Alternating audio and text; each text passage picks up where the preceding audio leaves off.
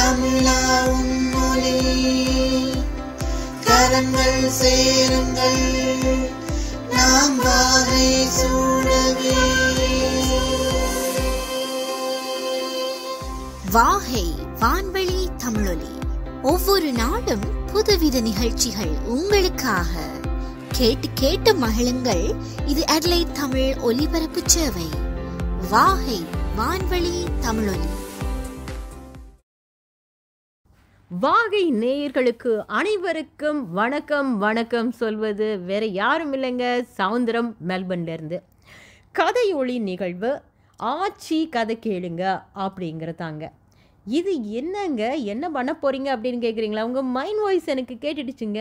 அது வேறு ஒன்றும் இல்லை. கதையான் காரணமா கதை சொல்ல வந்த காரணம் இது தாங்க. நம்ம ஸ்க்ரீன் டைம், குழந்தைங்க நிறைய கேம்ஸ் விளையாண்டுட்டு இருக்காங்க, கூப்பிட்டா கூட வருது இல்லைன்னு யார் அப்பா அம்மா சொல்கிறாங்க. ஏன் நாமே நீங்களும் நானும் ஸ்க்ரீன் டைம் ரீல்ஸ் பார்க்குறோம். இதெல்லாம் கொஞ்சம் குறைக்கிறதுக்கு தான் இந்த ஆச்சி கதை கேளுங்க. அதில் பல கதைகள் சொல்ல பல பேர் வராங்க, வேறு வேறு நாடுகள்லேருந்து வராங்க. இந்த கதைகள் தமிழில் தான் இருக்க போகுது. அது மட்டும் இல்லை, நம்ம குழந்தைகள் தமிழ் கதைகளை படிக்கணும், தமிழில் நல்லா பேசணுங்கிறது தான் இந்த நிகழ்ச்சியோட முக்கியத்துவம். அதனால் மறக்காமல் எங்கள் ஆச்சி கதை கேளுங்க நிகழ்ச்சியை கேளுங்க, ரசிங்க, ஆதரிவுங்க. அதோட எங்களுக்கு சின்னதாக ஒரு பின்னூட்டம் போட்டிங்கன்னா, ரொம்ப நல்லா இருந்துச்சுன்னு சொன்னீங்கன்னா எங்களுக்கு ரொம்ப குஷியாகும். இன்னும் நிறைய கதைகள் சொல்ல ஆரம்பிப்போம். காத்திருங்க. கூடிய விரைவில் ஆச்சி கதை கேளுங்களோட நான் உங்கள் வாகை வானொலிக்கு வரப்போகிறேன். வணக்கம் நேர்களே, நீங்கள் கேட்டுக்கொண்டிருப்பது வாகை வானொலி. இது வான்வழி தமிழொலி. அடுத்து நமக்காக கதை சொல்ல வராங்க மகாலட்சுமி மெல்பர்னிலிருந்து. ஹலோ, நான் இன்னைக்கு உங்களுக்கு ஒரு குட்டி கதை கொண்டு வந்திருக்கேன். உங்க எல்லாருக்கும் இந்த சைனீஸ் நியூ இயர் தெரியுமா? சைனீஸ் நியூ இயர்ல ஒரு வருஷமும் ஒரு விலங்கோட கனெக்ட் ஆயிருக்கும். அதாவது இந்த வருஷத்தை எடுத்து பார்த்தா இயர் ஆஃப் த ஸ்னேக்னு சொல்றாங்க. ஆனா எந்த வருஷம் எந்த விலங்கோட சேர்ந்திருக்குன்னு எப்படி அவங்க முடிவு பண்ணாங்க? அதுக்கு ஒரு கதை இருக்கு. ரொம்ப காலத்துக்கு முன்னாடி சைனால ஒரு ராஜா இருந்தாரு, ஜேட் ராஜா.